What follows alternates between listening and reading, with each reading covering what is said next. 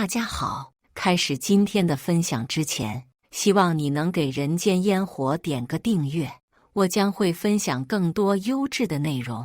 简小姐，您在我们这里预定的假死服务，我们都已经帮您安排妥当了，这个是协议，请您在这里签字。简影看了看被推到自己面前的协议书，委托人简影，死亡方式：山顶坠落，野兽啃食，尸骨无存，死亡时间1周后。1周后是他和顾书晨结婚5周年的纪念日，也是他计划好了假死离开他的日子。他们从这个日期开始，就从这个日期结束吧。签完协议出来，正好看到新闻上正在播放着顾书晨的专访视频。主持人问：顾总这么年轻有为，您的成功秘诀是什么呢？顾书晨抬起了自己的左手，指着自己无名指上的婚戒说：秘诀就是我有一个好太太。主持人愣了一下：啊，我还以为您会分享一下您对行业前景的分析和规划呢。那些都不重要，我现在所有拥有的财富加起来都不如我太太的一根头发丝，真是羡慕您太太呀。镜头里，顾书晨看了看表，然后笑着对镜头说道：不好意思，采访先中断一下，时间快到了，我想借用一下你们的直播镜头，跟我太太说一句话。好的，顾总您说。顾书晨的声音又温柔了几分：阿颖，我刚刚让人给你买了红糖姜茶，就快送到了，你喝了之后好好睡一觉，等我下班回来就给你揉肚子。周围有好几个女生围在一起看大屏幕上的直播，看到这里的时候，纷纷都发出了羡慕的声音。顾总的太太到底是何方神圣啊，竟然能让顾总这样的男人死心塌地，好甜好宠啊！呜呜，羡慕死我了！简影的耳边一时间全都是羡慕的声音，只有当事人他本人嘲讽地扯了扯唇角。所有人都觉得他是上辈子拯救了银河系，才嫁给了顾书晨这样一个100年难得一遇的好男人。他之前也是这么认为的。可是没人知道，顾书晨在外面还养了一个女人。他们结婚5年，顾书晨就养了她4年半。每次他说去出差，其实都是去了另外一个女人那里，放浪形骸，抵死缠绵。简影还记得自己第一次看到那些视频的时候，心脏都像是被1万根针刺穿、拔出，再刺穿，直到最后千疮百孔，残破不堪。他也记得小时候他被校园霸凌，是顾书晨挡在他面前，狠狠教训了那些霸凌者。他对他说：不要怕，以后我保护你。还有一次，他们开车出去，遇到对面的大卡车失控撞了过来，顾书晨的第一反应是扑上来护住了他，而他自己足足在医院里躺了大半年，差点成了植物人。他醒了之后，第一句话是问护士：阿颖没事吧？得到护士肯定的答复，他才松了一口气。阿颖没事就好，我怎么样都没关系。也是从那时候起，简影彻底爱上了这个愿意用生命来保护她的男人。他不懂为什么顾书晨能一边爱他，一边又能肆无忌惮地跟另一个女人上床。果然，男人的性和爱都是可以分开的事吗？简影抚摸着自己无名指上的那枚婚戒，然后把它摘了下来。正好路边遇到了一个乞讨的残疾人，他面前的破碗里只有很少的几枚硬币。简影走过去，把戒指放了进去，把这个拿去卖了吧，卖的钱够买一套房子，再做点小生意了。残疾人千恩万谢。其实简影还是说的委婉了点，这枚戒指是顾书晨找国外设计师私人定制的，光是上面的钻石就价值上千万，但是现在他不想要了。如果说婚戒象征着爱情和忠贞，那他的婚戒此刻已经一文不值。电话响了起来，是顾书晨。阿颖，你在哪里？送红糖姜茶的人到了家里，说你没在家。他的语气很急切，像是真的很担心他。简颖只是淡淡的说：“我只是出来走走。你现在在哪里？我立刻过来接你。”不用了，我马上回去了。不行，你今天生理期，我不放心。顾书晨很快就赶到了，全程只过了5分钟不到。他急急下了车，脱下自己的外套披在他肩膀上，把他抱在怀里。怎么穿这么少？生理期不能着凉的。简颖在他怀里抬起头，看到了他喉结周围有好几个红红的吻痕，新鲜的，还带着牙印。他身上还沾染着女人的香水味。原来他今天去采访之前，才刚从林杰杰的床上下来呀。顾书晨摩挲着他的手指，突然有些惊讶地问道：“阿颖，你的婚戒呢？”简颖直接把手从他的掌心里抽了出来，可能是今天出门的时候不小心弄丢了吧。顾书晨立刻掏出电话要拨号，我立刻让人去找。简颖摇了摇头，不用了，就当是丢了吧。怎么可以就这么丢了呢？这个戒指可是我们的婚戒啊，是我们爱情的证明，爱情的证明。他们的爱情早已经在他一次一次的背叛中面目全非了。简颖笑了，一个首饰而已，保证不了爱情。顾书晨说，钻石是最坚硬的东西，代表了我对你永远不变的心。如果有一天你背叛了我呢？不可能，我是说，如果。顾书晨看着他的眼神真诚郑重，发了个毒誓，如果我背叛你，那就让我万箭穿心，不得好死。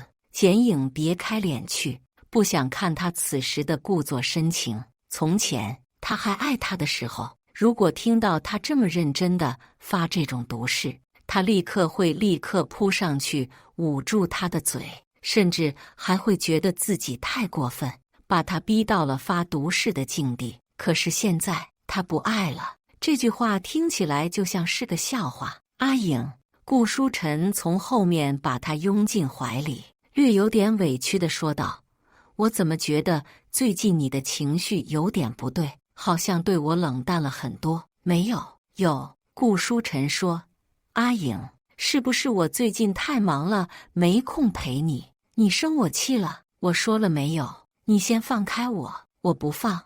顾书晨把他抱得更紧了。下周就是我们结婚5周年的纪念日了，阿颖，我准备了一个惊喜给你。正说着，他的手机响了。顾书晨几乎是立刻放开了他，掏出手机扫了一眼，从简颖的视角看过去，只见顾书晨勾着唇，戏谑地笑了一下，盯着屏幕的眼神也瞬间变得暧昧起来。他快速回复了一下，然后略带抱歉地跟简颖说道：“阿颖，公司临时有些急事，我现在得赶过去。”简颖心里还有一丝希冀，那你什么时候回来？顾书晨圈着他的腰，在他的眉心落下一吻。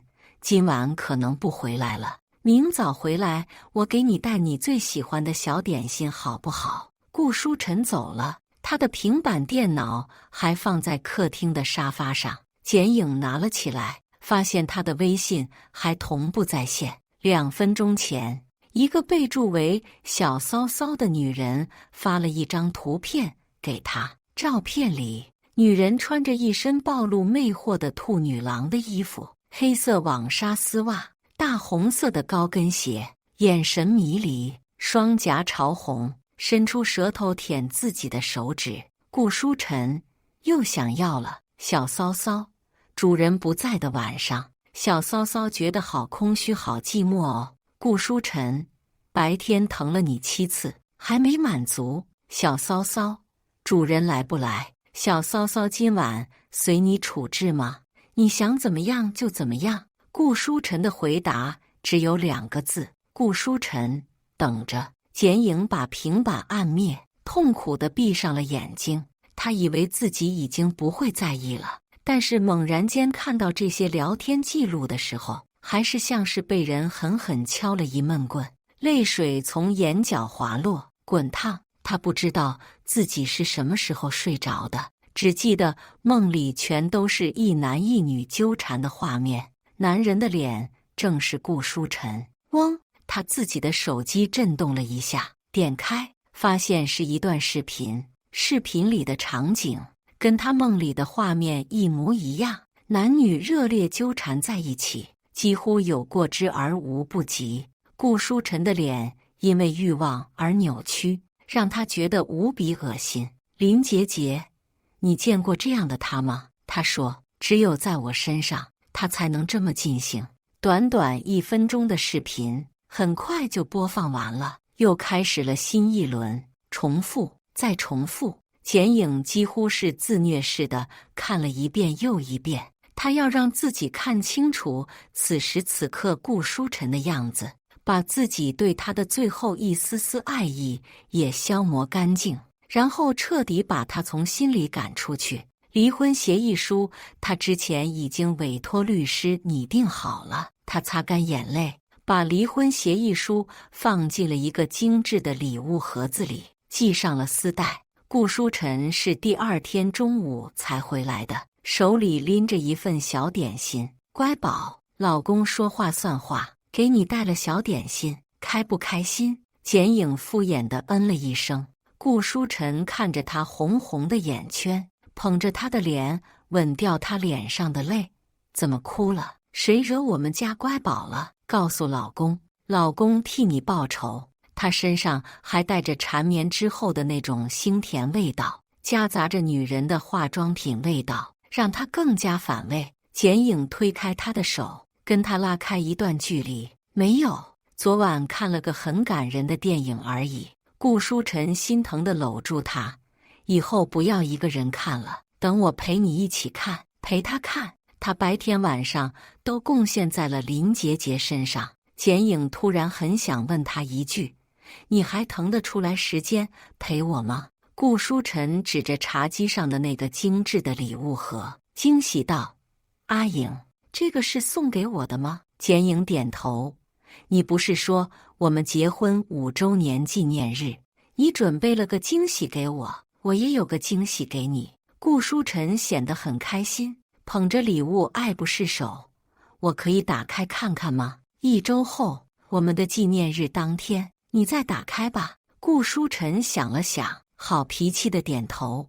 好，到时候我们一起打开给对方的惊喜，这样才更有意义。剪影突然很想看看顾书晨得知他死讯，又看到离婚协议书时候的表情，诧异、错愕还是惊喜。顾书晨哄着他说，听说最近有部电影不错，我陪你去看。剪影不想去，但是顾书晨说的那个电影院就开在他们原来的中学旁边，那是顾书晨第一次跟他告白的地方。学生时代的他们，在学校后面的那条街上，度过了无数过浪漫甜蜜的时刻，见证了他们最相爱的那些日子。既然他们是从那里开始，那就从那里结束好了。到了电影院，人有些多，顾书晨半圈着剪影，把他护在自己怀里，防止他被旁边的人群挤到。人群里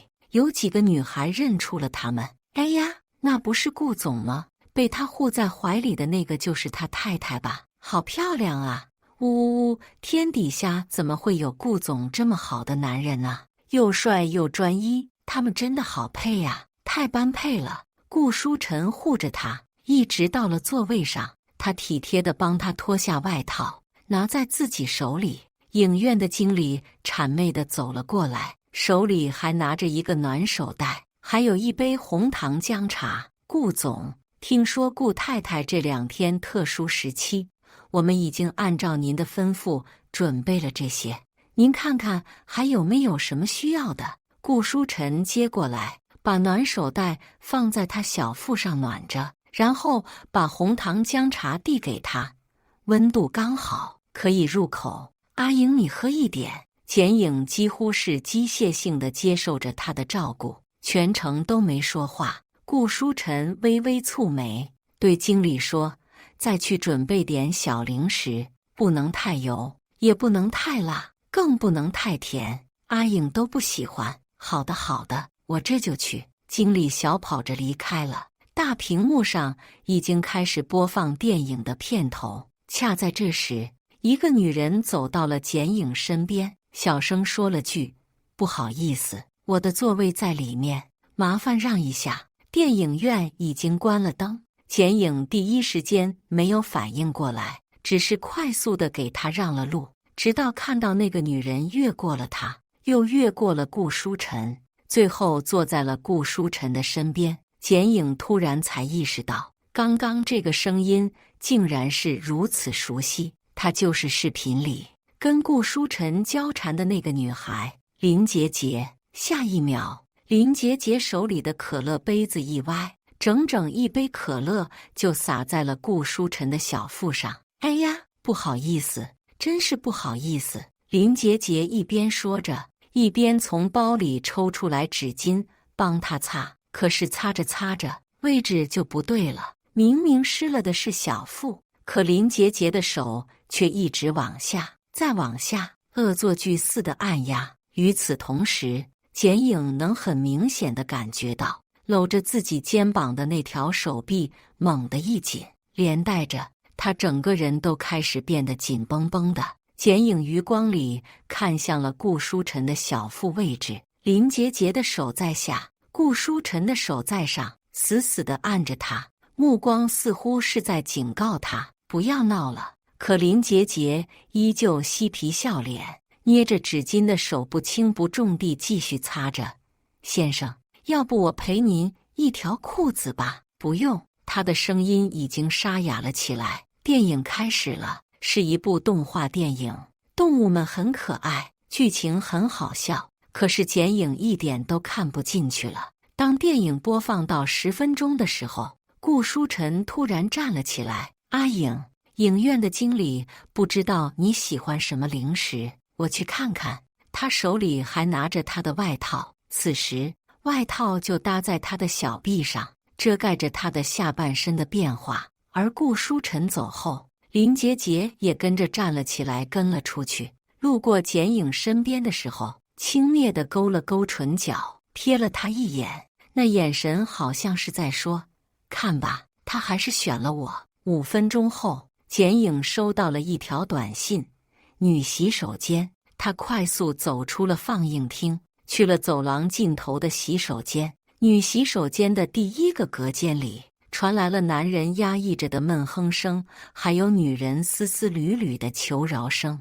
女人无疑是林杰杰，而男人的声音他更加熟悉了。简影几乎像是被钉在了地上，动弹不得。隔间里的动静越来越大，女人尖锐地叫出了声，然后就是顾书晨嗤笑着说：“这就不行了，追到电影院来了，就这点本事。”林杰杰呜咽着，不知道是哭还是笑。“人家想你吗？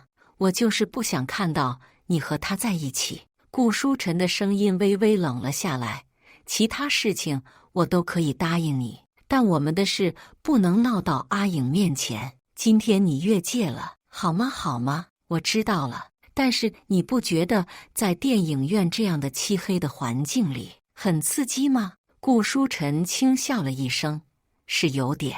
那今晚我们继续。”顾书晨的声音已经沙哑得不成样子：“一会儿我去买票，午夜场要最后一排哦。到时候我们就不用躲在洗手间里，直接在座位上。”不远处，电影院的经理匆匆赶来，手上拿的不是零食，而是一个方形的小盒子。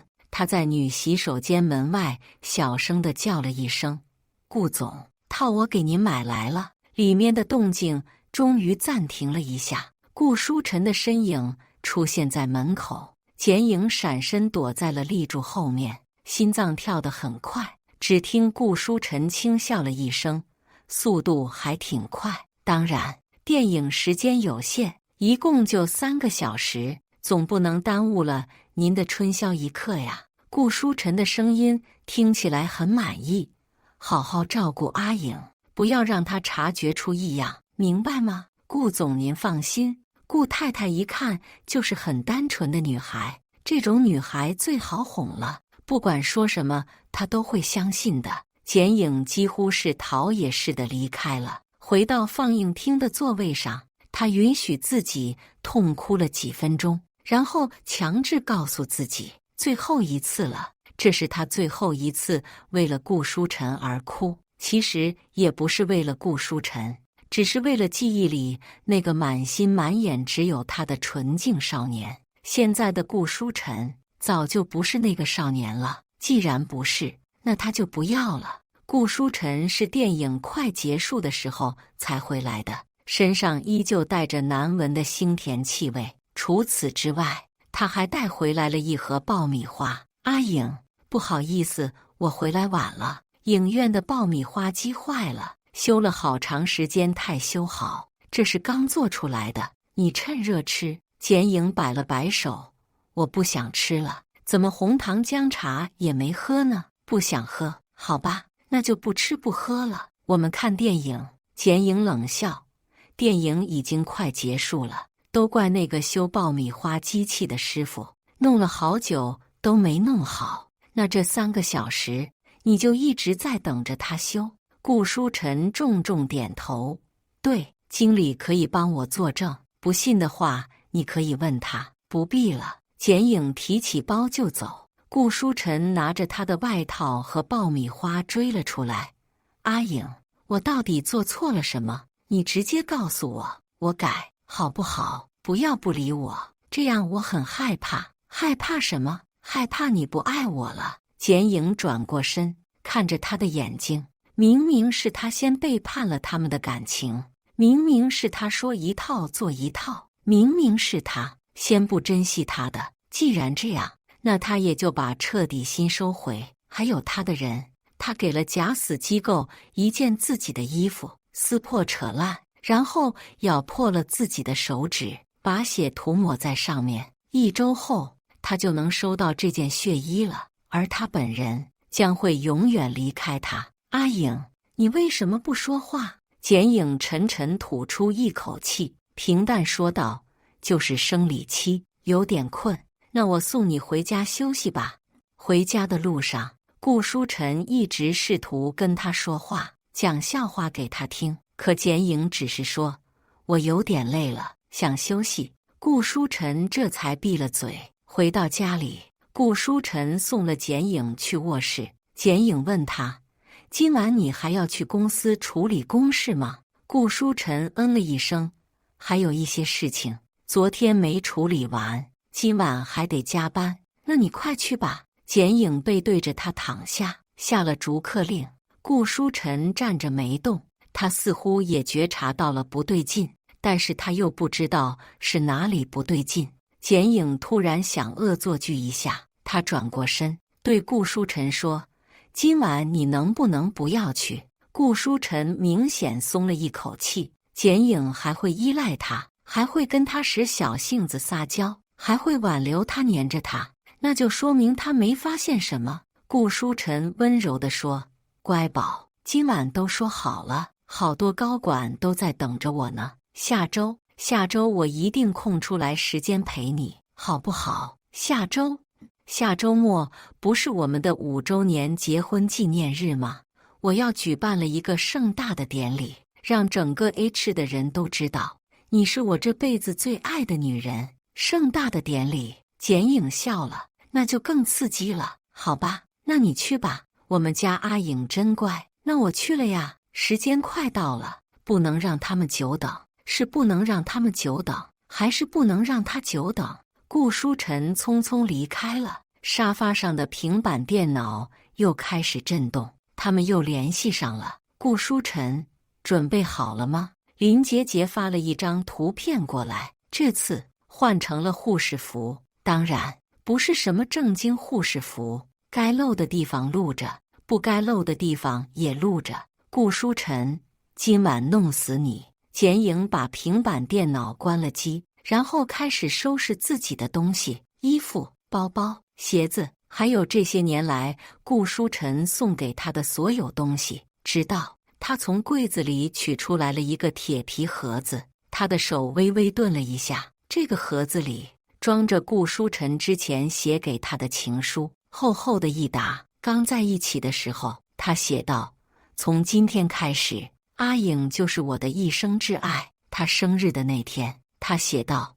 我的生日愿望是希望能跟我们家阿颖相爱一生，恩爱白头。简颖20岁生日的时候，他写道：我们家阿颖到法定年龄了，我要赶紧把你娶回家。结婚当天，他写道：最可爱美丽的阿颖公主，欢迎来到我的世界。剩下的简颖懒得再看了，他把所有的情书都拿去外面，一把火烧了个精光。第二天早上，他是被顾书晨进门的声音吵醒的。他好像很生气：阿颖，我们的结婚戒指竟然被一个乞丐偷了，还拿去首饰店里变卖。简颖有些失望，怎么就被他找到了呢？而且他竟然才卖了1万块，简直是玷污了我们的戒指。他走了过来，执起简颖的手，想要把戒指重新给他戴上。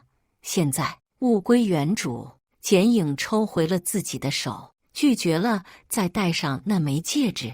顾书晨有些不明所以：阿颖，你怎么了？没有，我就是最近有点胖了，戒指的尺寸不合适了，戴不上。顾书晨笑道：没关系，回头我拿去首饰店让他们改一下尺寸就好了，随你吧。简颖问道：那个变卖戒指的乞丐，你没有把他怎么样吧？顾书晨又上来抱住了他：放心吧，我知道我们家阿颖心地善良，不忍心看着乞丐受苦，我没追究他的责任，再给他一些钱吧，他很可怜。好，那我一会儿再给他1万。正说着，简颖的手机响了，他接起来：您好，简颖小姐，我们是假死公司的，已经按照您的意愿帮您办好了新的身份证件，您有空来取一下吗？好的，地址发给我吧，我稍后发送定位到您的手机。对了，新的证件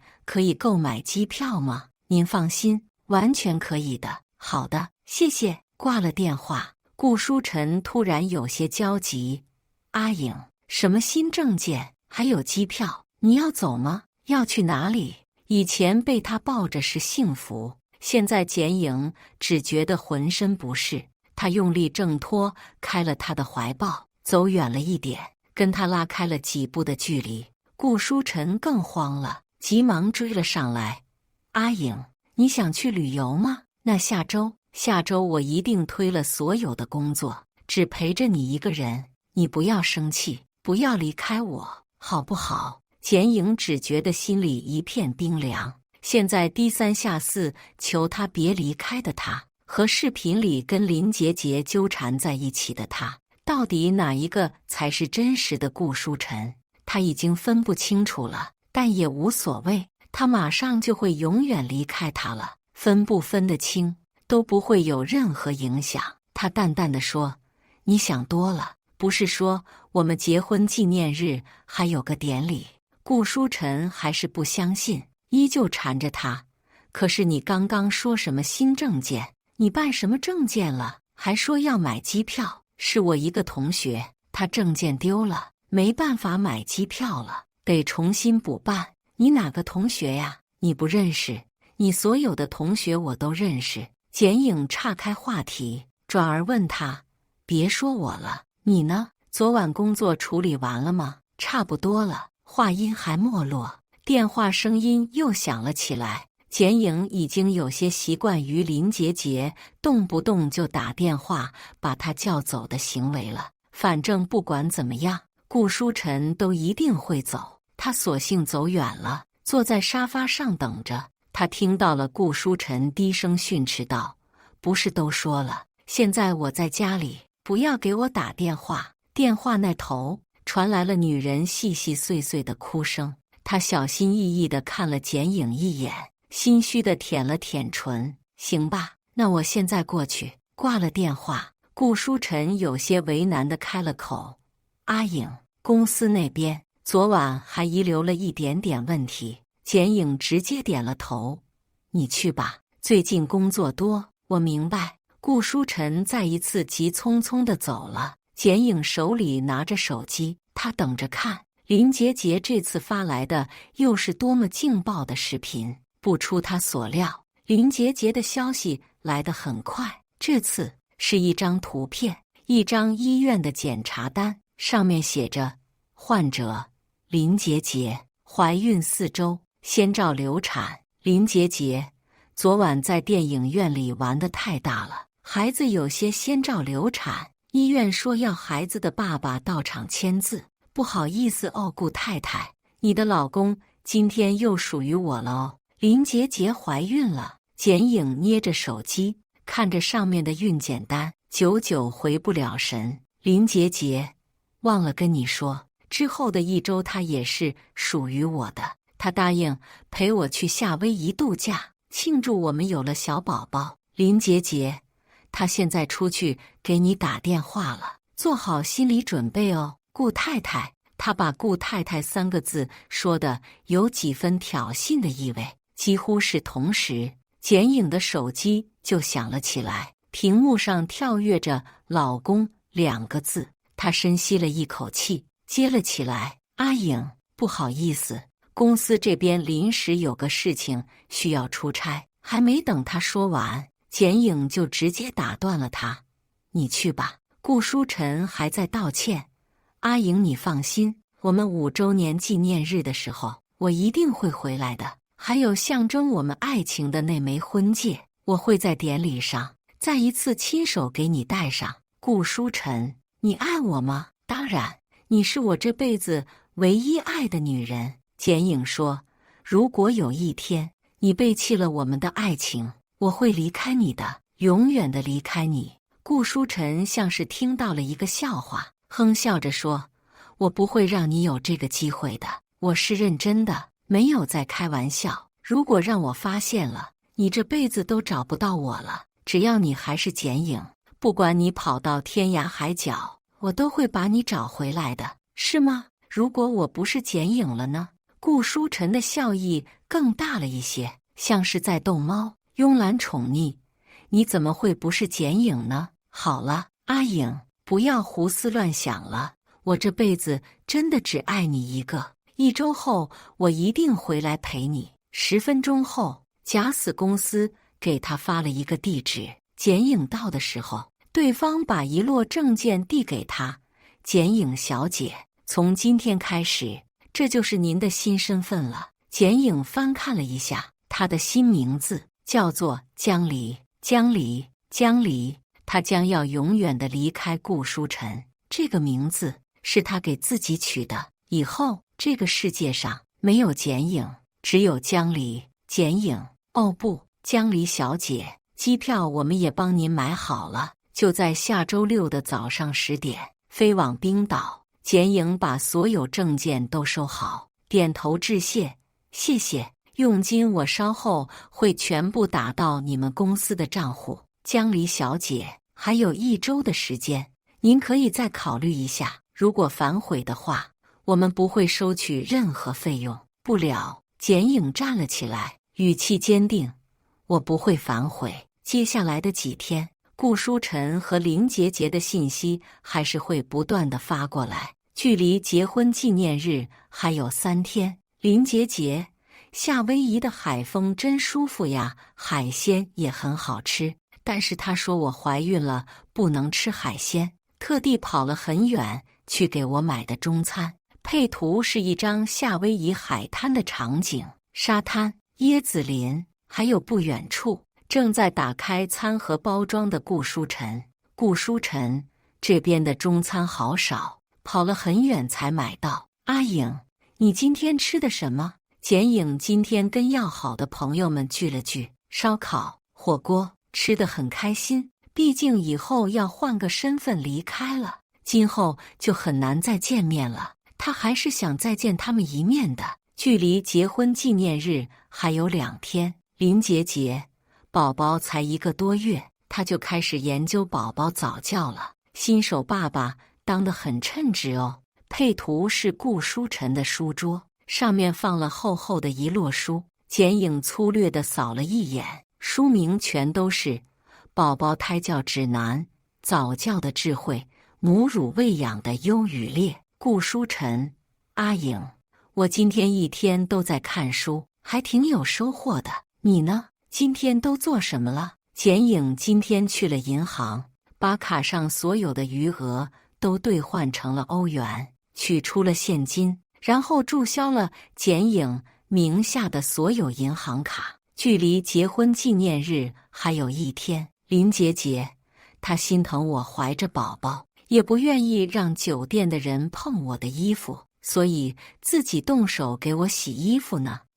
配图是顾书晨正在洗衣房里忙碌的照片。顾书晨：原来洗衣服这么累呀，以后还是找阿姨好了，我不忍心我们家阿颖这么辛苦。剪影笑了，结婚5年，她的贴身衣服全都是她手洗的，而现在她跑去给另外一个女人洗衣服，何其讽刺！正好慈善组织的人过来了，剪影把自己的旧衣服洗干净，打包好，全都交给了慈善组织的人。回来之后，看着空了一大半的屋子，剪影觉得整个人都前所未有的轻松。原来心死只是一瞬间的事，不爱了就会变得很洒脱。结婚纪念日前一天晚上，剪影独自一个人去了山顶，呼呼的山风吹在她身上，她也感觉不到冷，只觉得浩瀚的夜空上繁星点点，月儿弯弯，很美。接到顾书晨电话的时候，已经是晚上了。他的声音听起来很开心：阿颖，我已经下飞机了，马上就能到家了，我回去给你带小点心好不好？我没在家，这么晚了，你去哪里了？山顶。去山顶干什么？看星星。那你等我，我现在立刻过去。电话那边突然传来一阵嘈杂的声音，好像是有女人在说话。顾书晨低斥了一句，女人好像还不依不饶。过了好一会儿，顾书晨都没有说话，再然后他就听到了疑似男女接吻的声音，亲得啧啧作响。剪影冷笑：顾书晨，你还过来吗？顾书晨的声音有些沙哑，还带着喘息：阿颖，明天开始我就会一直陪着你了。今天晚上我赶去公司，把后面的事情都交代一下，后面也能专心陪你，好不好？剪影笑了：好啊，我们家阿颖真懂事，那我们明早直接典礼现场见。对了，记得带上你送给我的那个礼物哦，真的好期待你给我准备了什么惊喜。顾书晨，剪影最后一次叫他：怎么了？没什么，没什么了，以后这个世界上就没有剪影了。下山后，他打了个车：你好，去机场。司机看他是一个人，关切地问了一句：小姐，你的行李呢？我可以帮您拿。我没有行李，开车吧。他随身的东西只有一本护照和一张机票，除此之外，捐的捐，烧的烧，跟剪影这个名字有关的所有物品都已经被他处理干净了。半小时后，车子在机场入口停下，剪影扫了码，把手机里所有的钱都转给了司机。司机有些惊慌失措：小姐，你转错了，是30块，不是3万块呀，我给您转回去。不用了，谢谢你送我来。下了车，剪影把电话卡取了出来，折断，连同手机一起直接扔进了垃圾桶，然后头也不回地进了航站楼。此时，机场的另一边，顾书晨的车就停在路边，玻璃都贴了防窥膜，外面的人根本看不到里面。但是车子的晃动频率越来越快，幅度也越来越猛烈。林杰杰扭捏着靠在顾书晨身上，抿着嘴试图撒娇：你明天真要去跟他举办那个什么结婚5周年的庆典呀？我舍不得离开你，你就不能再陪陪我和孩子吗？顾书晨捏了下他的脸，敷衍道：“乖，上次不是看中一个包吗？我转钱给你，自己买。”林杰杰眼前一亮：“你可不能骗我！我什么时候骗过你？”顾书晨听着他的声音，忽然觉得很聒噪。为了买个清净，他立刻拿起手机把钱赚了，还照着他的要求备注了自愿赠与。林杰杰立刻更用力地给了他一个拥抱，在他脸上亲了一口。他温香软玉在怀，心里却是空落落的。不知道为什么，刚刚简影说他去了山顶看星星，总让他觉得好像哪里不太对劲。简影有恐高症，平时他从2楼往下看都会害怕，怎么会突然一个人去山顶看星星呢？顾书晨越想越觉得心里不安，偏偏林杰杰还在他身上磨蹭，闹得顾书晨有些烦躁。他推了他一下：“行了，差不多就下来吧，还想要什么？写个清单给我。”林杰杰看在包的份上讨好一笑：“主人，我就知道你最宠我了。”顾书晨享受着他的恭维，敷衍地笑了一下。他对林杰杰虽然没走心，但是喜欢她的年轻漂亮，况且他永远会顺着她的意，满心崇拜地看着她，简直就像朵解语花。每当他觉得累了，都能从她身上获得源源不断的情绪价值。可今天似乎有点不一样了，大概是因为半年时光足够让人觉得腻味了吧。顾书晨推开林杰杰试图攀到他肩膀上的手，松了松被他拽过的领带，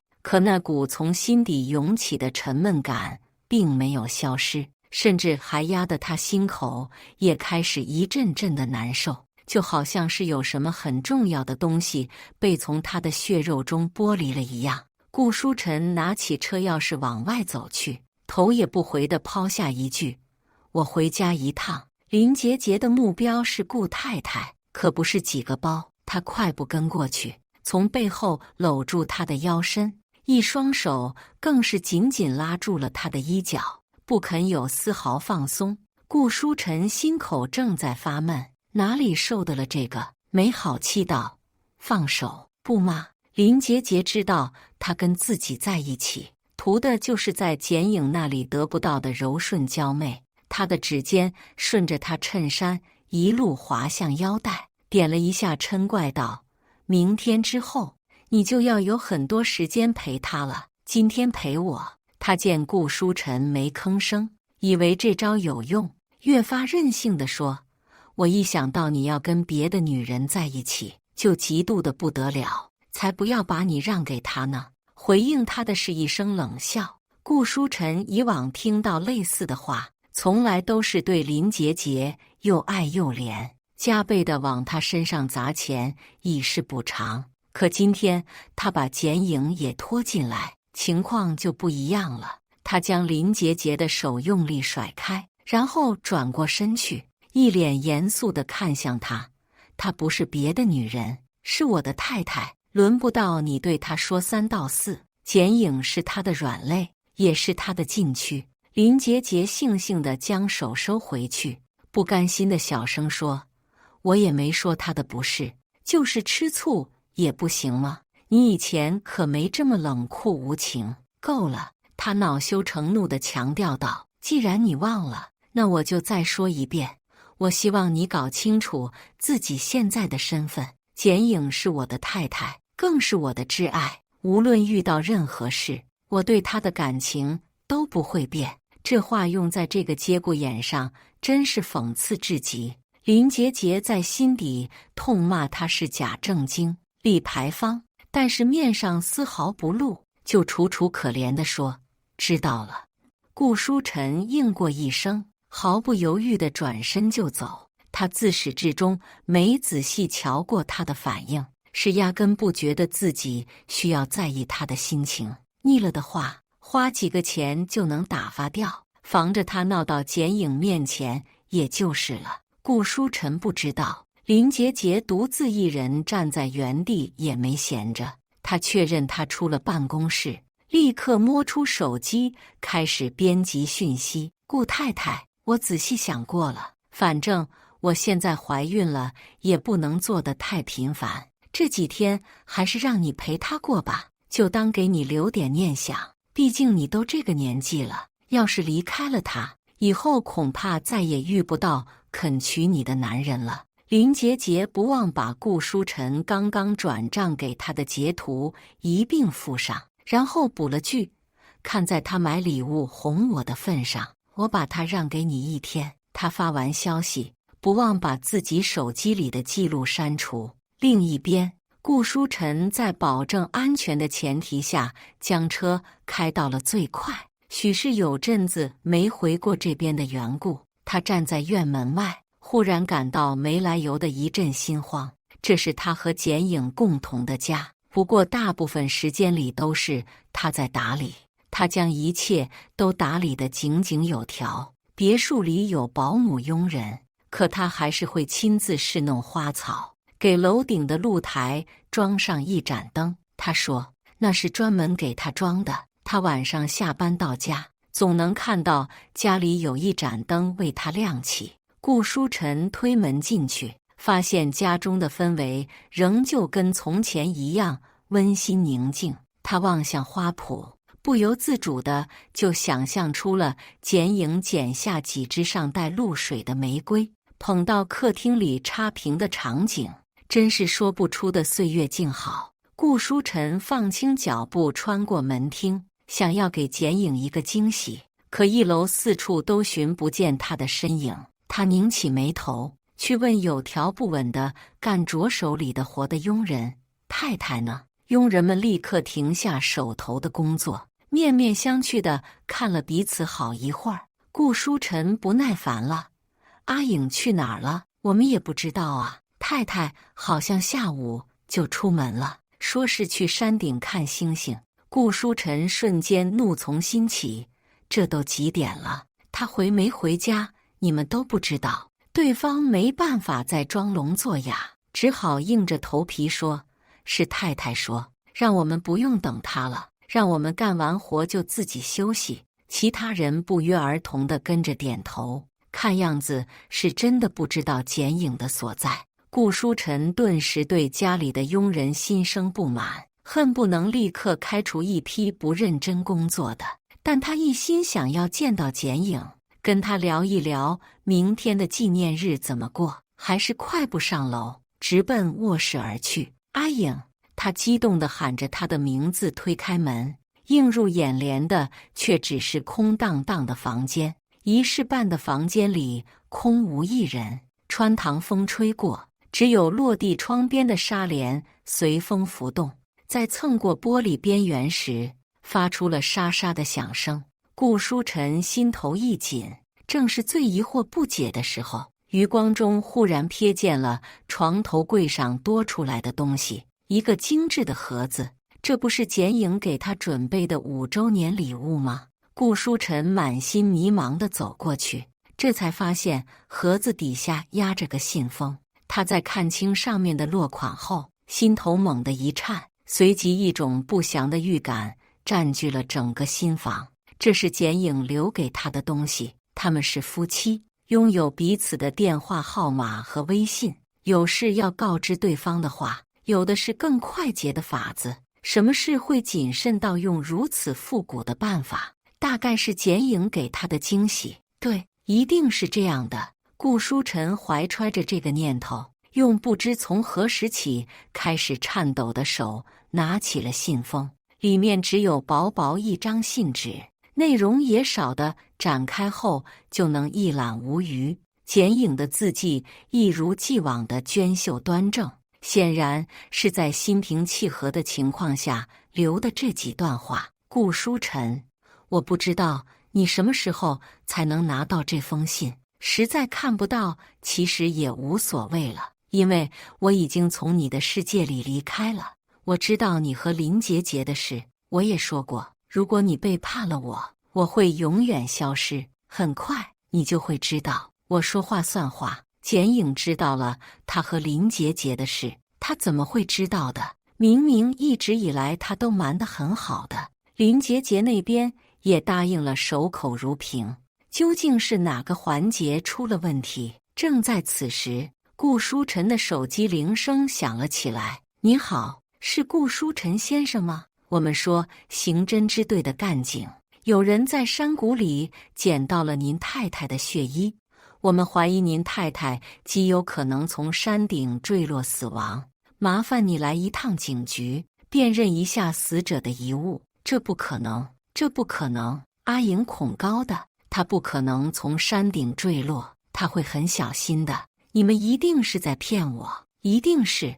阿颖肯定在跟我捉迷藏呢，她就是生气了。她气我这段时间没有好好陪她而已，她一定还在某个地方躲着，等我去找到她。阿颖，阿颖，你在哪里？我来找你了。她顿感天旋地转，仿佛整个世界都随着剪影的离开崩塌了。顾书晨冲出卧室，先把临近几间屋子全都打开看了一遍，然后才发疯似的狂奔下楼，一间间的搜寻起来。可是哪里都没有他的身影，不单是他的衣服、鞋子、包包，还有水杯、毛巾、牙刷，全都不见了。这个屋子就像是从来没有剪影生活过一样。顾书晨突然感觉到一股巨大的恐慌，前所未有的恐惧席卷了他。剪影在那封信里跟他说过，如果他背叛了他们的感情，就会永远消失。他所说的消失，就是死亡吗？顾书晨理智上知道剪影不可能还在家里，情感上却接受不了这个事实。不可能的，阿颖不可能丢下我的。他像无头苍蝇一样在别墅里乱转，鬼使神差的就去到了他以往最喜欢待着的两个地方。后院的花圃由剪影亲自侍弄，就连长在边缘的一株雏菊都是他精心培育。夏天的时候，他会架着相机在这里等上半天，就为了捕捉到蝴蝶落下的一瞬间。最近正是月季盛放的季节，可精心照料他们的人不知所踪，有的只是佣人按部就班的浇水施肥。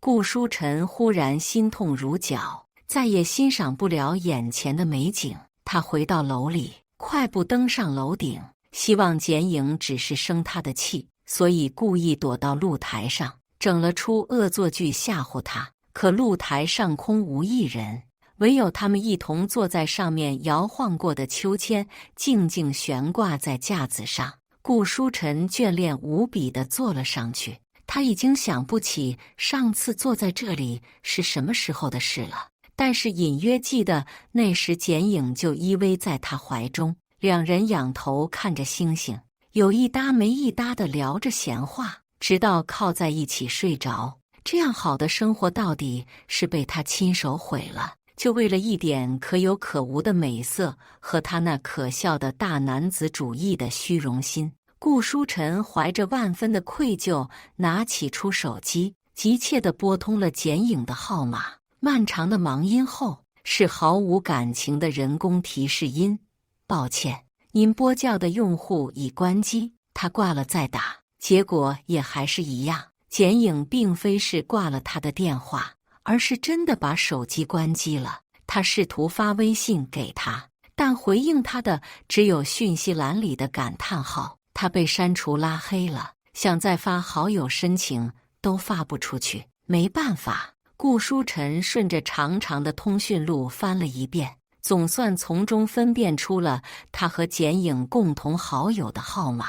他们是同学，一度对彼此的交际圈再熟悉不过。不过旧时的朋友迟早是要走散的。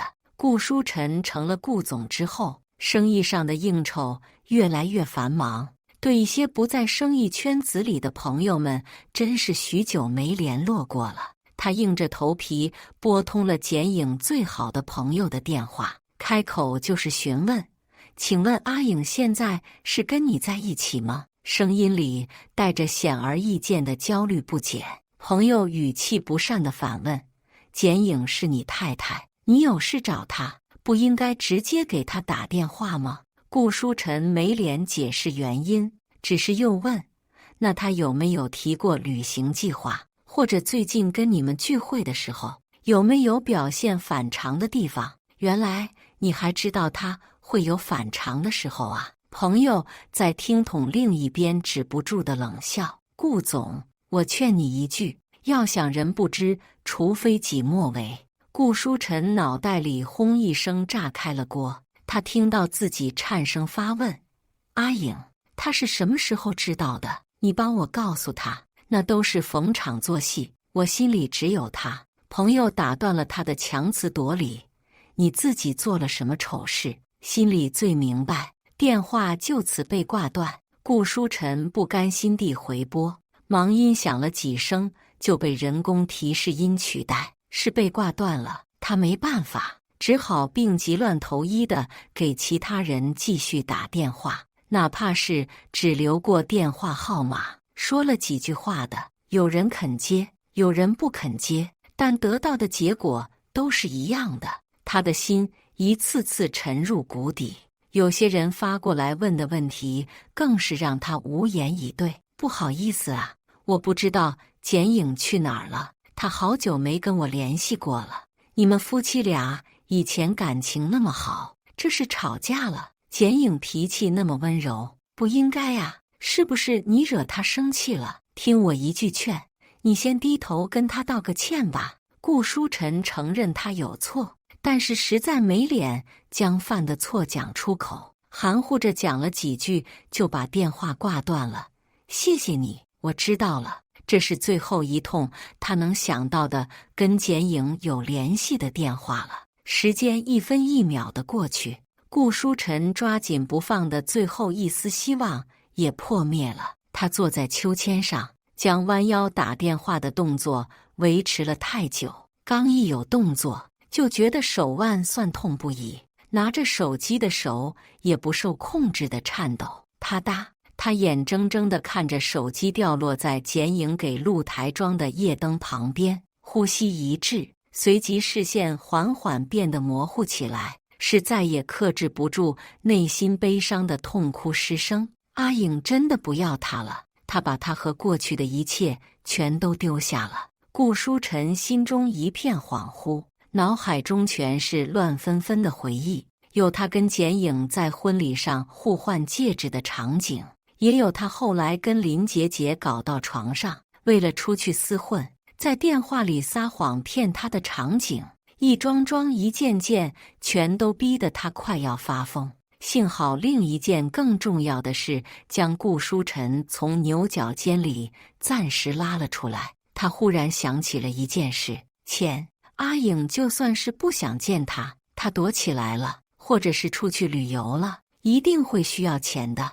顾书晨不敢往深处想，他手忙脚乱地捡起手机，登录网上银行，然后也不管限额与否，就这样不停地向他账户里转账，将一笔笔巨款汇入进去。简颖对钱没有太大兴趣，他这样做根本就无法挽回他，但至少可以让他在外面过得好些。兴许他在看到汇款信息时会偶尔想起他，可幻想很快就被银行工作人员打来的电话戳破了。顾先生，我们遗憾地告知您，因为该用户的账号信息已在2天前被正式注销，所以您的转账申请无法完成，请您在何时后再进行操作。顾书晨正在当场，你们能帮我联系到他吗？我有很重要的事要找他。工作人员公事公办地回答，很抱歉，这超出了我们的工作范畴。顾书晨自知左右不了银行的保密系统，也不可能有劝动他们替自己冒险的本事。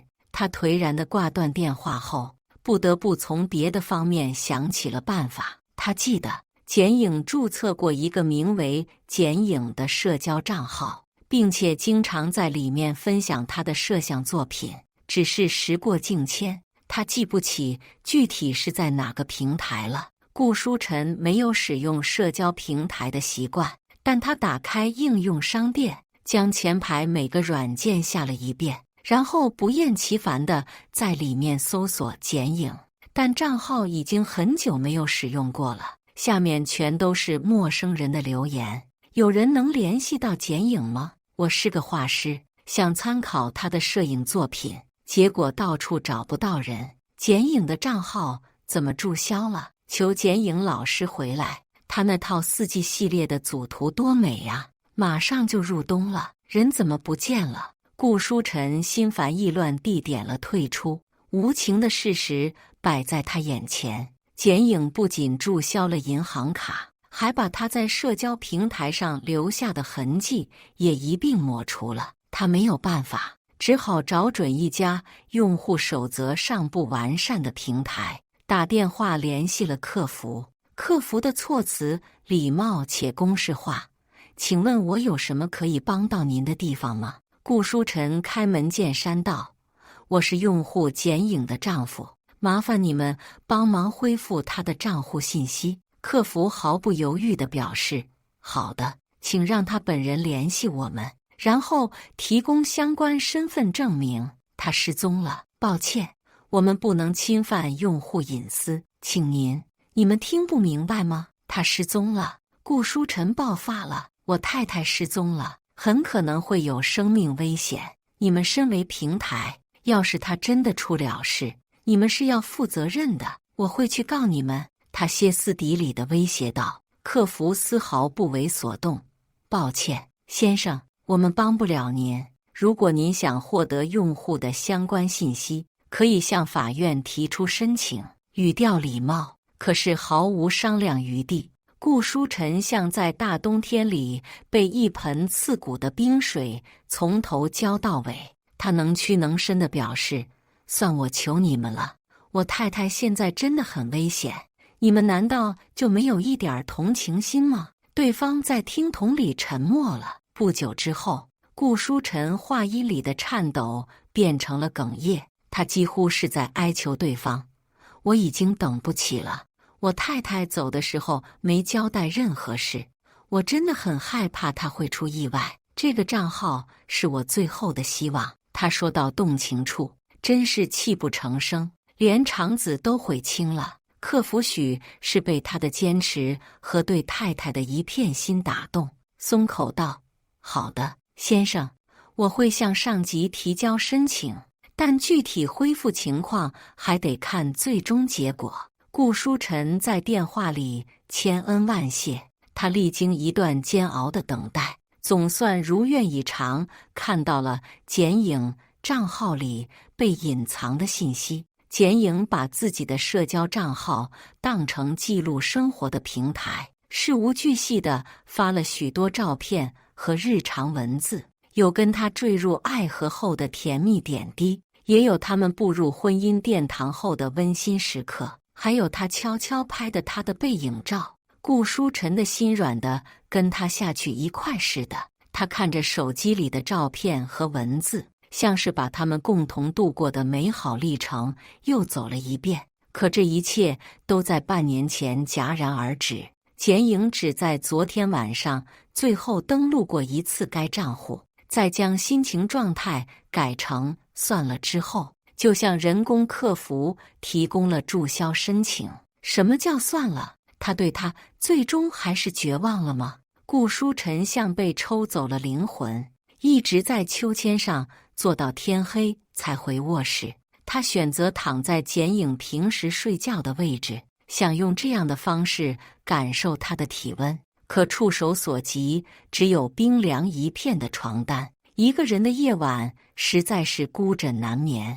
绝望之际，顾书晨脑海中忽然闪过一个念头，他还给他留了一份惊喜礼物，兴许是想让他在结婚纪念日这天去找他。墙上挂钟里的时针恰在此时越过0点，现在已经是新的一天，也是他们结婚5周年的纪念日了。顾书晨翻身坐起，用最快的速度打开了床头柜上放着的盒子，随即如遭雷击，竟然离婚协议书。一瞬间，恐惧、绝望和无助潮水般涌上心头，逼得他穿衣下床，用最快的速度冲出别墅，驾车直奔最近的警局而去。值班民警被忽然冲到面前的人吓了一跳。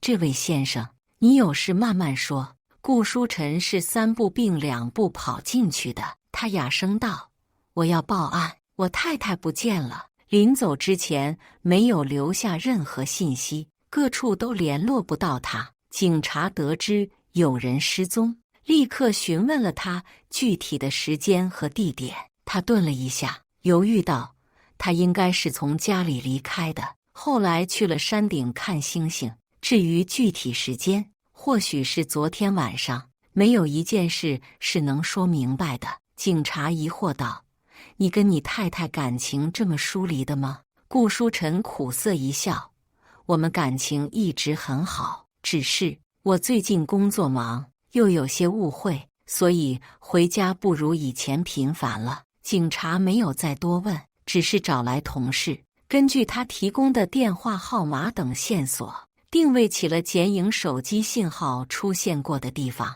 顾书晨度秒如年地等待着，直到黑透了的天色渐渐亮起来，也还是没等到跟他有关的消息。倒是有一通陌生电话打了过来，顾书晨连忙接起来：“是阿颖吗？顾先生，我们是云雾山片区的民警，您大概什么时候来警局认领一下剪影小姐的遗物？”顾书晨逃避了一晚上，只为了逃避这个结果。他宁愿相信剪影是跟他赌气，躲起来失踪了。这通电话也只是一个恶作剧，可是来自警局的催促电话击碎了他的最后一丝幻想。“我太太她的遗体在你们警局里吗？”对方说：“抱歉，顾先生，云雾山周围有很多野生动物，我们已经组织警力去搜寻了，但是没能找到您太太的遗体，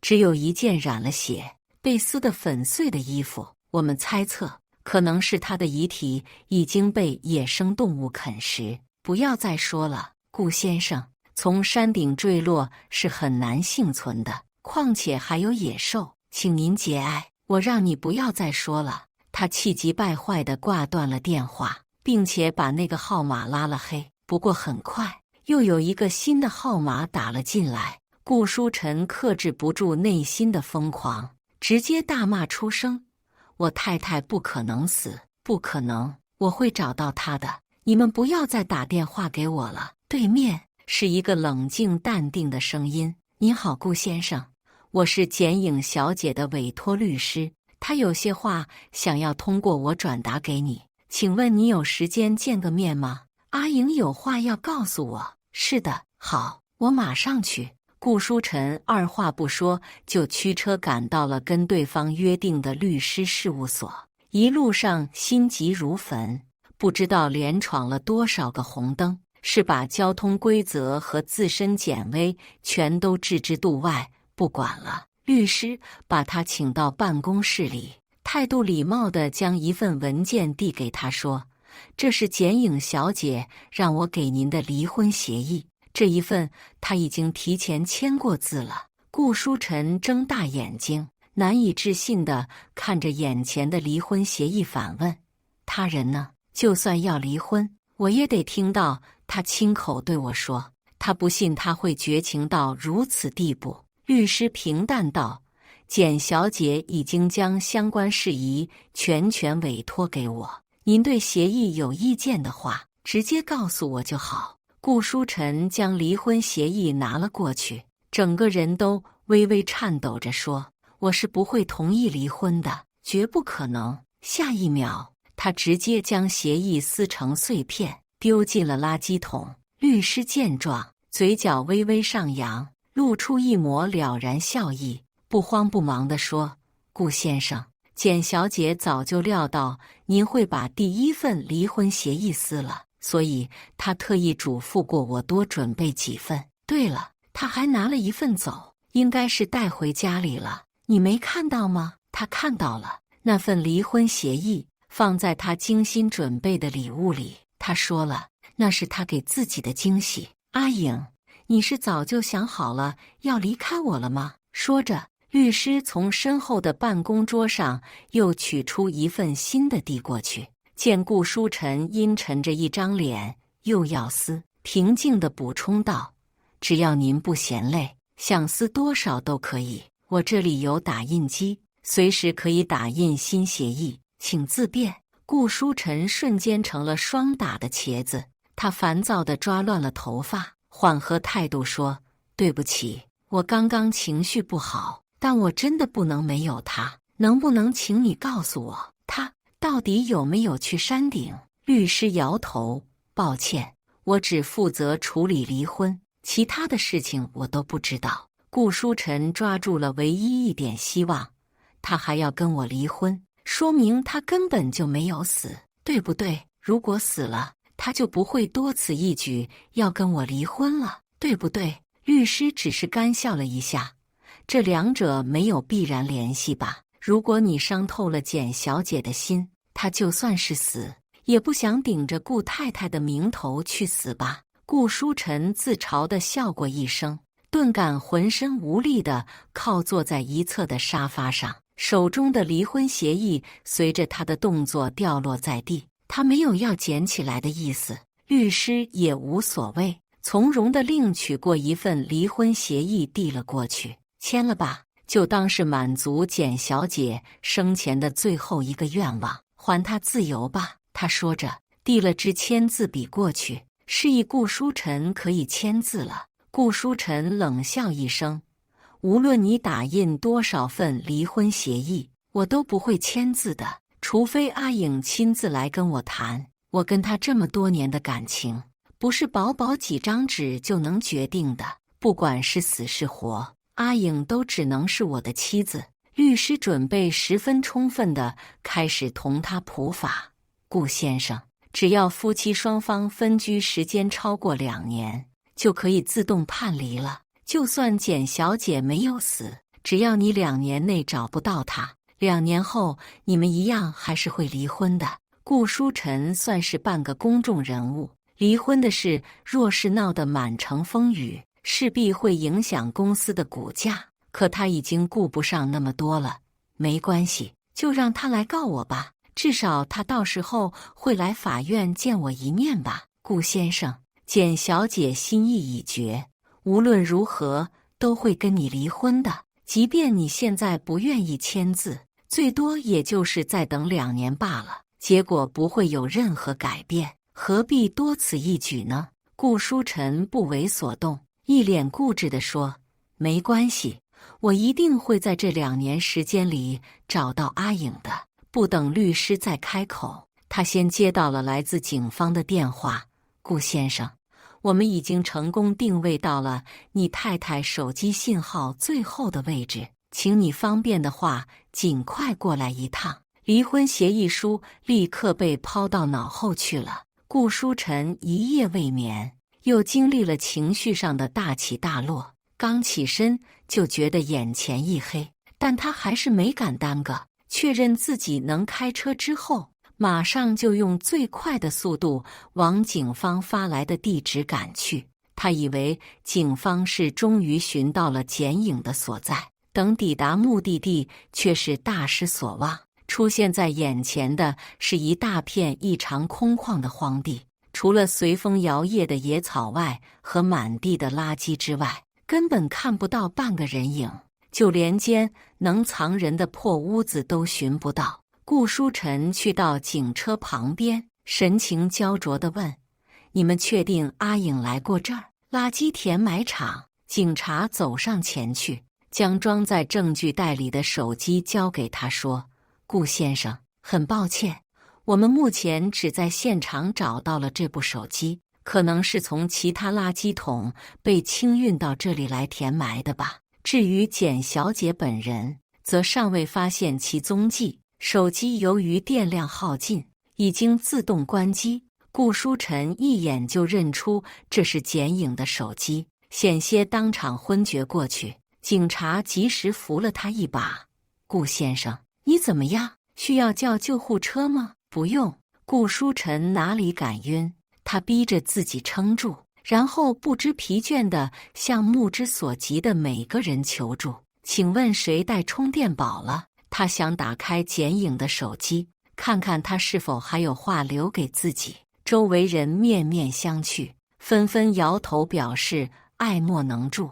就在他即将心灰意冷之际，一名好心的女警默默地走到他身边，递过去一个充电宝：“试试这个吧，充电线也许能用得上。”“谢谢，真的太谢谢了。”顾书晨激动得险些落下泪来，他在心中默默地向上天祈祷，这次一定要有跟简影有关的线索。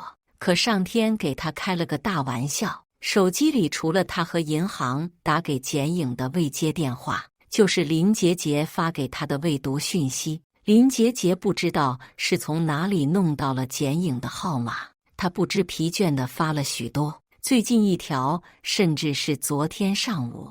顾书晨心底涌起难以言喻的情绪，忍着反胃的冲动，一条条地往上翻。顾太太，你一定也知道吧？顾书晨现在对你只有责任，否则他怎么会爱上我呢？没人爱的女人真是可怜。你看，这是他亲自给我设计的项链，钻石比你们的婚戒还大。今天是我的生日，他一定又骗你是去见客户了吧？嘻嘻，其实他跟你打电话的时候，我就在旁边。这些消息当中夹杂着许多张照片，其中不乏两人一起躺在床上的不雅照。顾书晨瞬间遍地生寒，他一直把林杰杰当成是花几个钱就能打发掉的虚荣女人，没想到她无论心机还是手段，都远比他想的要深。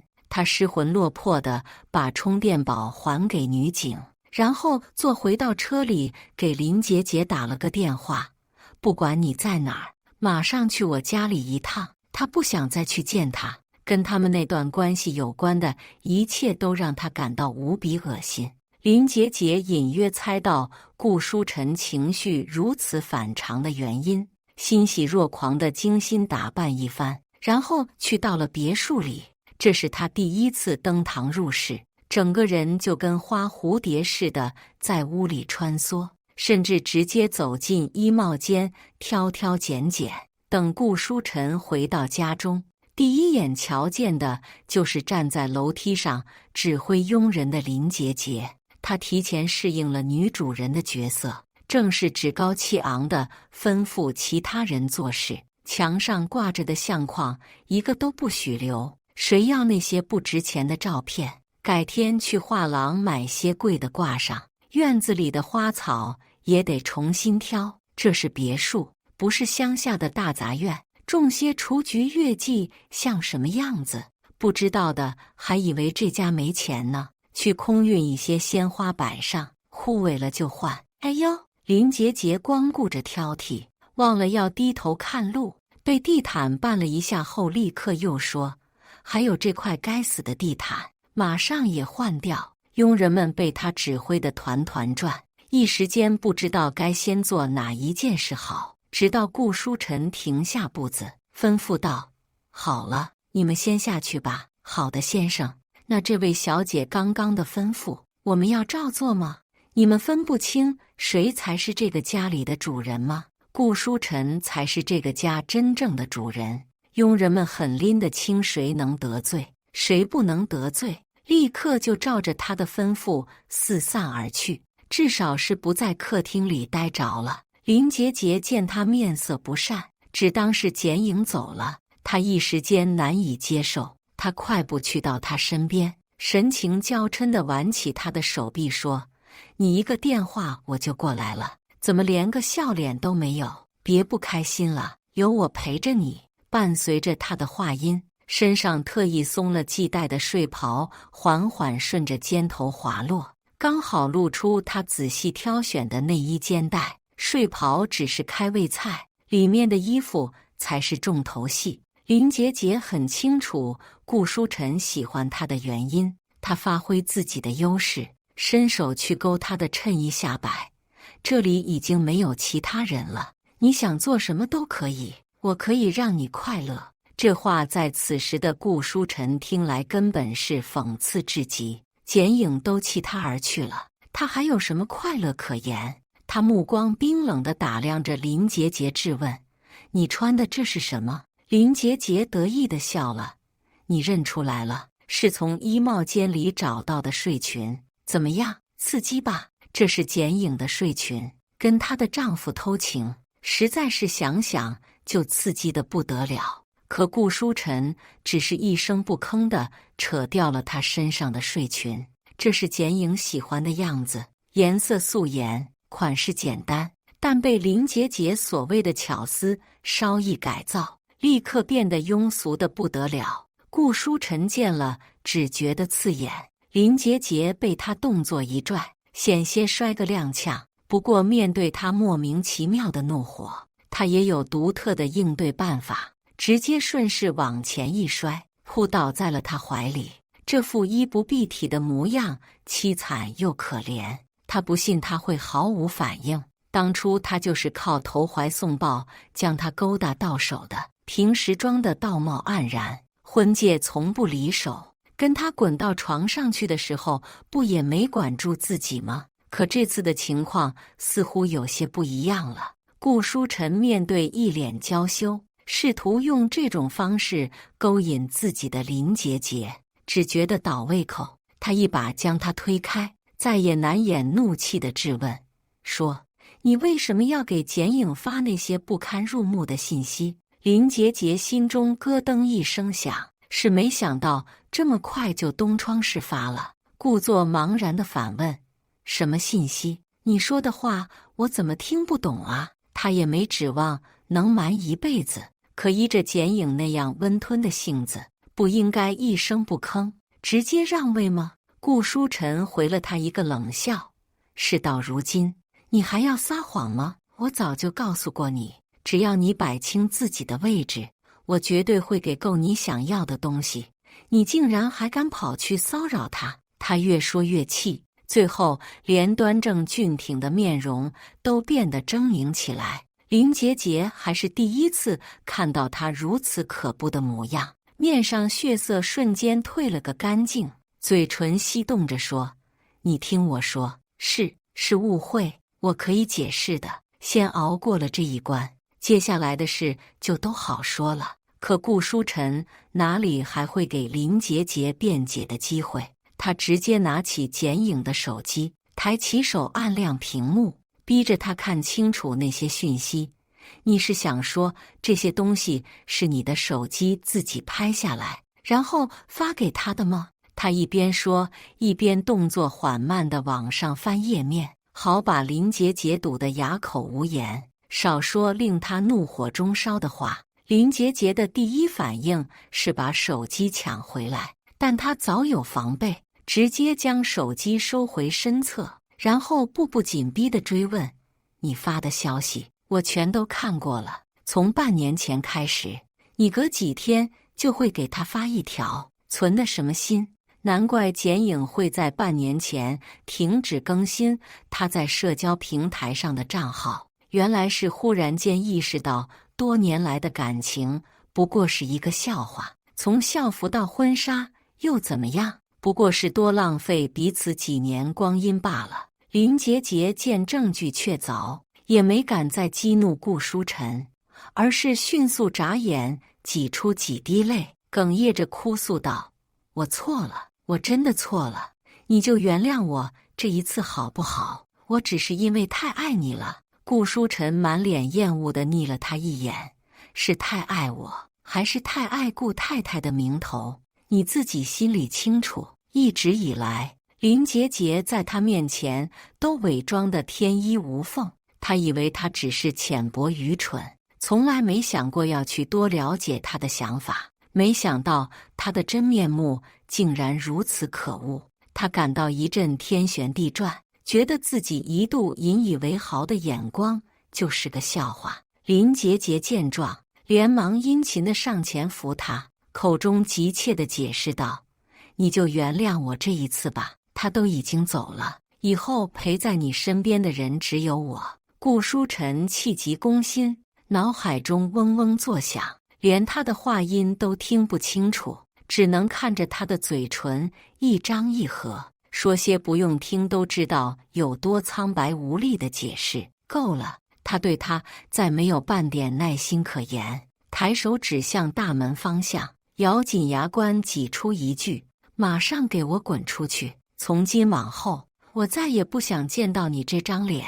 林杰杰被他用力甩开，扑倒在地后，没有要起来的意思，而是抓住了刚刚还想让人换掉的地毯边缘，故作可怜地哭着说：我不走，你别忘了，今天是你叫我来的。顾书晨已经头也不回地转过身去了，只抛下一句：你别给脸不要脸。看在过去所谓的情分上，这是他给他最后的机会。可他沉浸在失去摇钱树的悲伤中，打定主意要再哭出一笔分手费才肯起身。顾书晨被哭声吵得头疼，抹撒着手中剪影的手机，缓过来些许，然后直接打电话把保安叫了进来，吩咐道：把这个哭哭啼啼的女人给我扔出去，以后她要是敢再来，直接报警。保安拿钱办事，自然是立刻就照做了。你们想干什么？林杰杰没想到顾书晨这次是来真的，他惊恐地喊道：书晨，主人，你不能对我这么无情啊！话未说完，两个保安已经一左一右地将他架了起来，像拖拽货物一样，动作麻利地将他带出客厅，穿过院子，丢到门外的步道上后，迅速关门回去复命。林杰杰被冷风一吹，这才意识到自己只穿着内衣的模样有多不适合出门。他瑟瑟发抖地环抱住肩膀，带着哭腔去按门铃。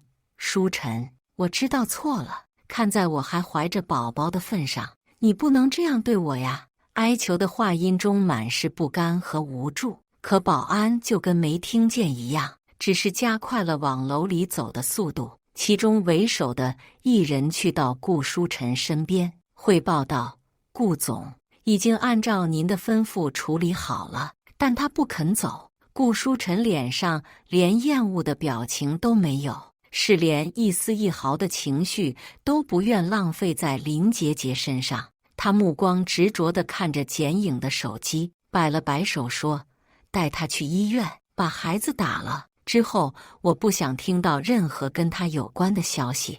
他在他眼里已经是个死人了。保安心领神会，立刻退了出去，就连房门也及时掩了上，好将一切他不喜欢的声音都给隔绝在外。院门外的林杰杰衣着清凉，乍一看跟身无寸缕也差不多，非得靠近了才能发现他穿了内衣。别墅所在的地段并不偏僻，独栋住宅区对面就是同一个开发商建造的高层小区，周遭配套设施完善，哪怕是工作日，也会有许多附近的居民路过。此时行人们纷纷驻足围观起了这一奇景，更有甚者开始直接对着他指指点点，看他这副模样，怕不是当小三破坏了别人的家庭，现在被原配捉奸在床赶出来了吧？连衣服都没给穿好，肯定是，否则谁会在大庭广众之下脱成这样？又不是有特殊癖好，现在的年轻人真是不学好，要是放在以前，这就叫游街示众，搞不好还要去进猪笼。得亏是法治社会，他们议论纷纷，压根不介意被林杰杰听见。林杰杰试图趴在铁门上捂住脸，奈何看热闹的人越来越多，他又想捂身上御寒，又想挡住脸遮羞，一时间根本顾不过来。情急之下换了措辞，继续对着门内求饶：顾总，我再也不敢了，千错万错都是我的错，只要你给我一件衣服，我保证再也不出现在你面前。我还愿意去给顾太太认错，帮你们重修旧好。这一刻他是真的后悔极了。原本他就已经从顾书晨身上捞了不少好处，就算当不上顾太太，给自己包装个名媛的身份，再另钓金龟婿也不是什么难事。可名声要是毁了，这些就都只能是幻梦了。林杰杰哭得伤心不已，殊不知他方才那番话虽然没传到顾书晨耳边，却让围观群众听了个明明白白。看他的目光登时从猜疑变成了鄙夷，有人嗤笑一声，嘲讽道：“原来是被男人赶出来的呀！这种不知廉耻的女人，活该受到这样的惩罚。这被原配赶出来也就算了，怎么还能被男人赶出来？小三当的也太失败了。这户人家瞧着挺有钱的，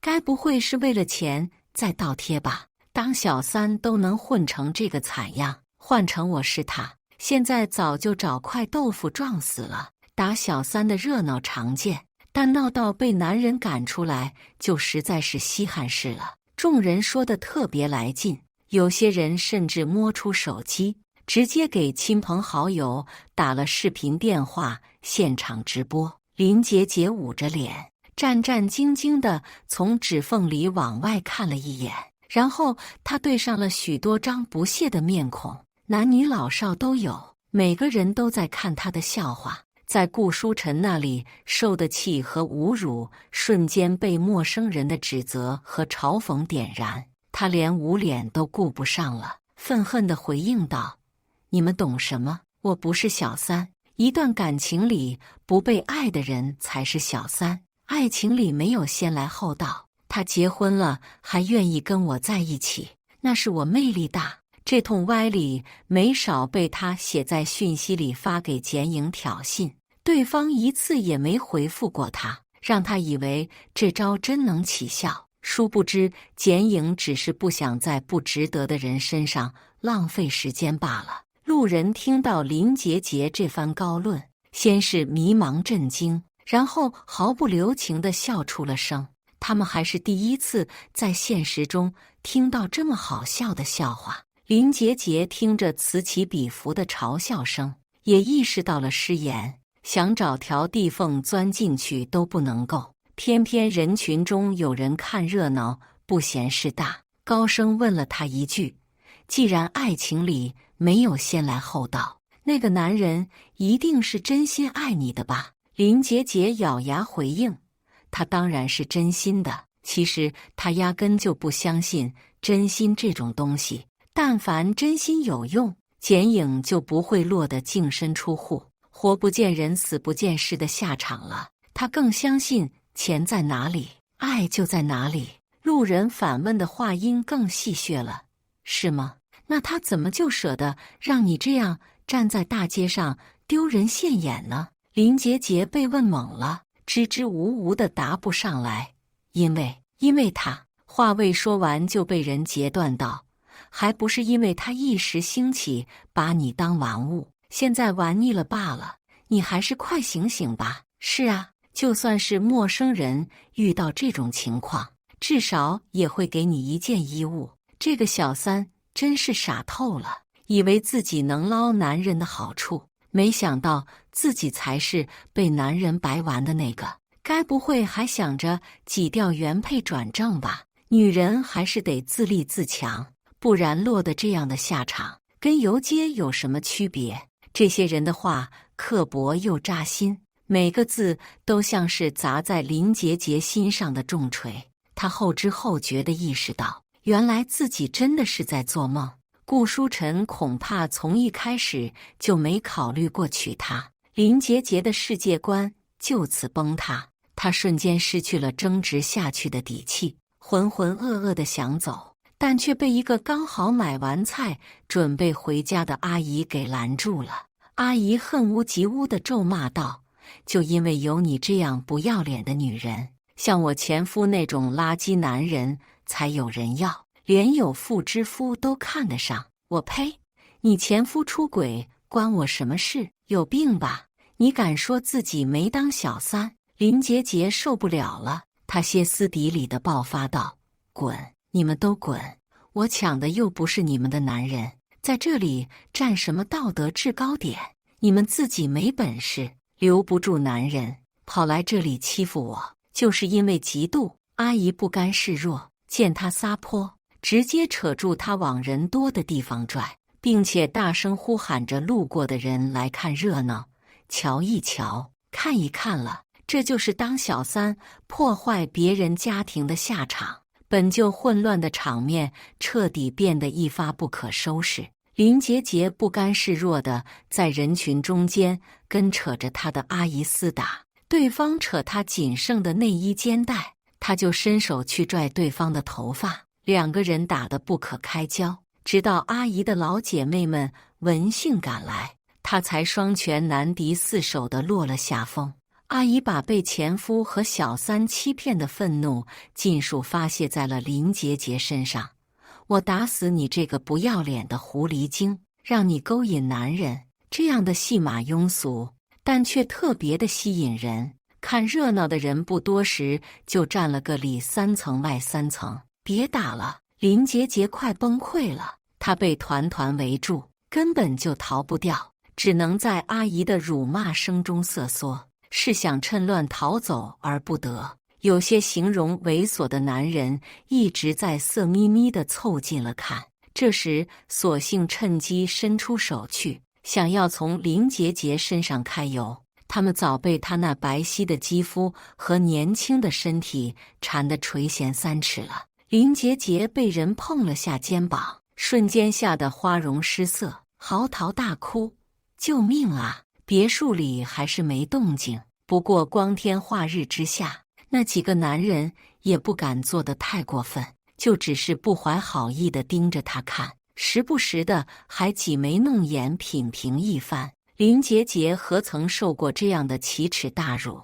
他在极度的恐慌与愤怒中近乎崩溃，仰起脸大喊道：“你们谁肯帮我，我今晚就跟谁睡。”用身体去换想要的东西已经成了他的习惯。此话一出，人群中登时有几个男人面露贪婪之色，蠢蠢欲动的想要靠近他。幸好旁边的人眼疾手快的把他们给拉住了。有个男人一脸不满地甩开同伴：“拦我干什么？这买卖多划算啊！”他生怕自己动作慢了，会有其他人抢先递衣服给林杰杰，以后可就没这么大的便宜可捡了。可是同伴提醒他说：“你快醒醒吧，这女人这么随便，说不定是得了病呢。”另外几个已经迈出步子的男人也愣在了当场。是啊，便宜哪里是这么好占的？这个小三年轻漂亮，又豁得出去，好端端的怎么会被男人扒掉衣服赶出门外？正在脱外套的男人也停下了动作。阿姨见状，跟着大声嚷嚷道：“大家伙儿都看好了，这个不要脸的小三都这样了，还不忘勾引男人，说不定就是得了病，故意出来传播报复社会的。”本来心里痒痒着的几个男人纷纷退避三舍，不敢再靠近林杰杰了。“我不是，我没有。”林杰杰脸色煞白的辩解。可是这种事哪里是能说得行的？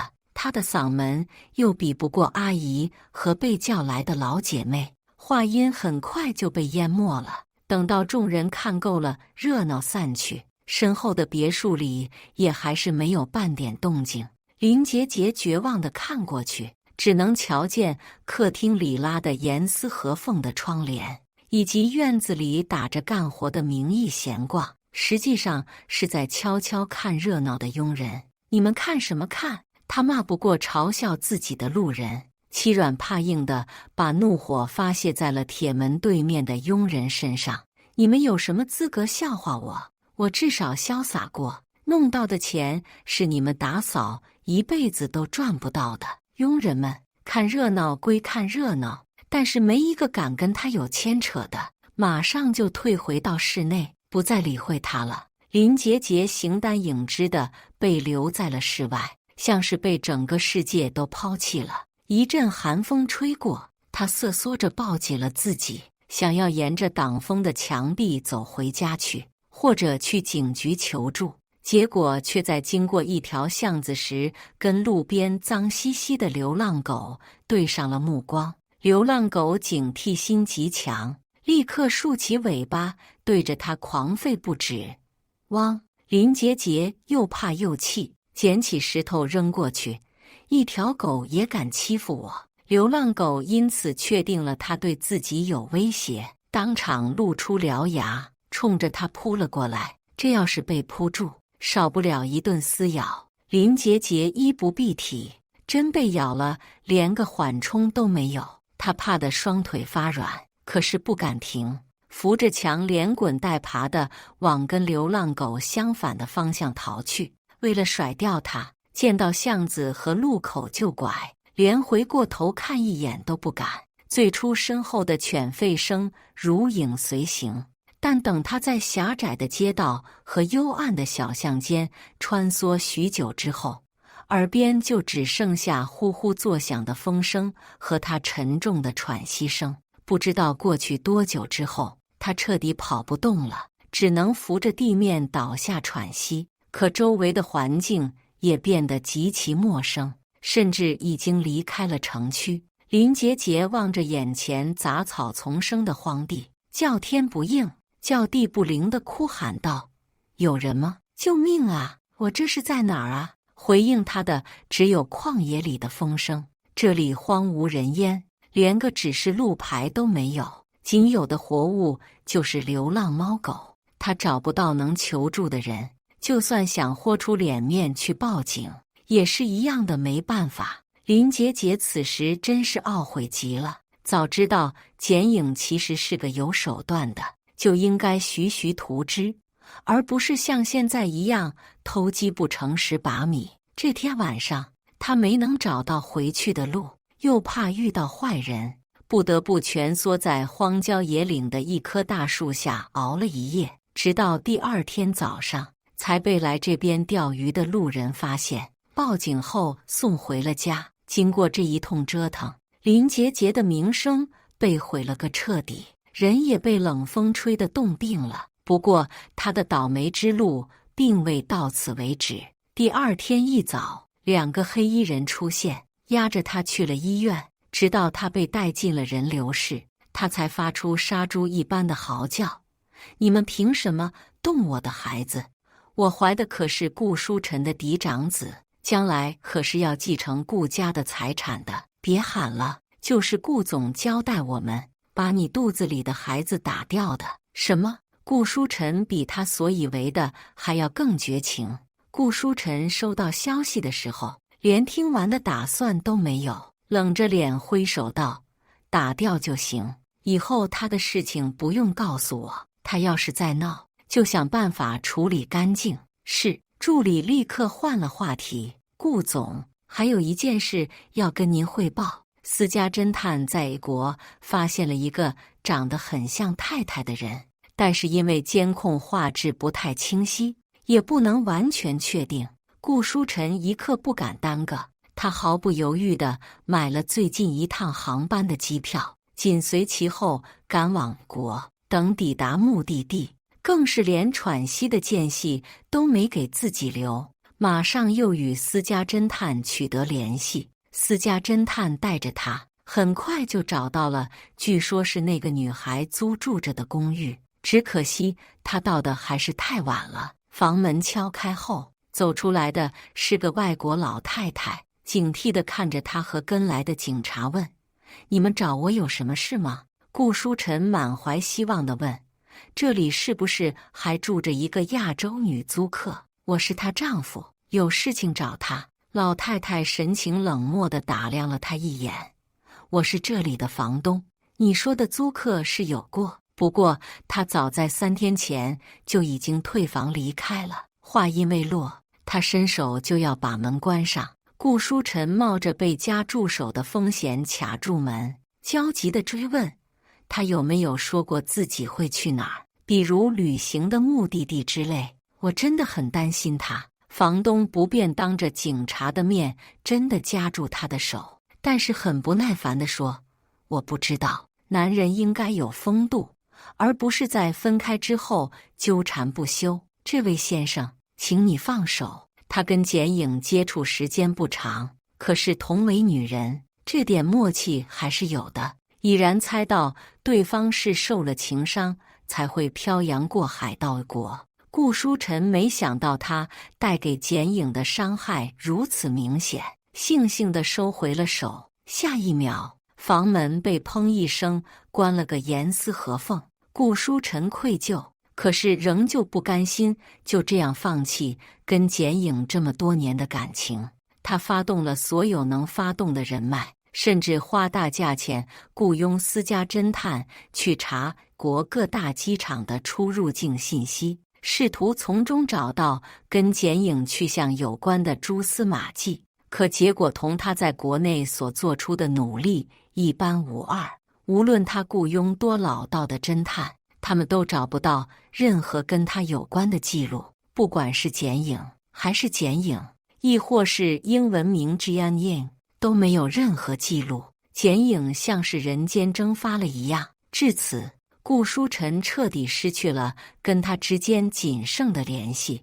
顾书辰回国后哪里都没有去，他像行尸走肉一样拖着沉重的步伐走进家中，然后在佣人诧异的目光中把自己关进了卧室。从这天开始，他踏出房门的次数变得屈指可数，大有要把自己跟外界隔绝开来的意思。佣人们看在眼里，但是没一个敢开口劝的，反正他们的工资都是自动划到卡里的，只要继续按照简影离开之前的交代继续工作也就是了。直到助理过来探望了顾书辰一次，才感到大事不妙地通知了他父母。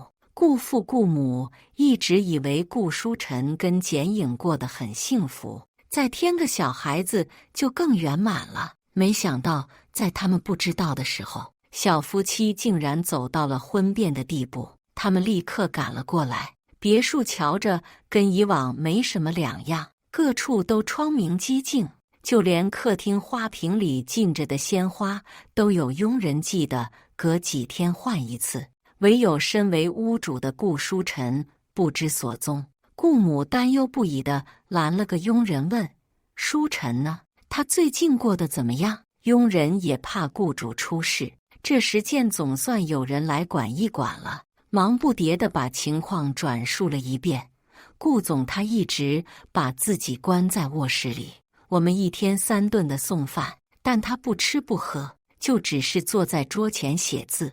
顾母疑惑：写什么字？佣人满脸迷茫地摇头，不知道，也不敢看。顾府听到这话，立刻更着急了，他直接冲上楼，先敲响了卧室的门，见没人开，索性就抬腿踹开，然后跟妻子一起冲了进去。只见顾书辰对这么大的动静置若罔闻，他背对着他们坐在桌前，机械地重复着往纸上写字的动作，手边还放着一摞已经写满了的本子。顾父顾母一起凑过去看，心中都是一惊。顾书辰在纸上写了一句又一行的阿影，我错了。这句话密密麻麻地布满了一整张纸，似乎是在通过这种方式宣泄他内心深处的痛苦和悔恨。顾母心疼儿子，带着哭腔劝他：阿影已经死了，就算你这样折磨自己，他也不会活过来。谁让你干出那样没脸的事呢？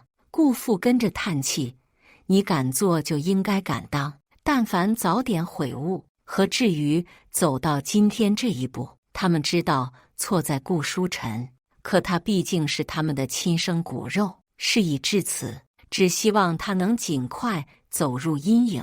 可顾书辰显然不打算接受现实，他抬起熬红的双眼，坚定道：爸妈，你们相信我，阿影肯定没有死，她只是躲着我。只要我诚心诚意把这些都写完，阿影一定会原谅我，回来找我的。话音落下，他再度低下头去，继续写这些注定无法被简影看到的道歉信。顾母见儿子如此执迷不悟，哭着去催促丈夫：你倒是想想办法呀，他再这样下去，精神上说不定会出问题的。他现在，顾父想说他现在这副样子，一看就是已经受了刺激，但考虑到妻子的感受，还是改口道：“他不就是想再见阿影一面吗？我们就遂了他的意思吧。”可是警方已经下了定论，阿影确实已经坠落山崖，尸骨无存了，还怎么让他见阿影？总得给他点希望啊！如果真的强行让他接受阿影已经去世的事实，我怕他也会活不下去。顾父为了让顾书晨打起精神，自作主张地替他报名了一个寻亲节目。顾书晨甚至主动联系节目组追加了投资，要求只有一个，就是给他加一个公开道歉的环节。节目组又有钱拿，又有热度可炒，自然是求之不得。他们立刻调整档期，给他加赛，让他成了最新一期节目的嘉宾。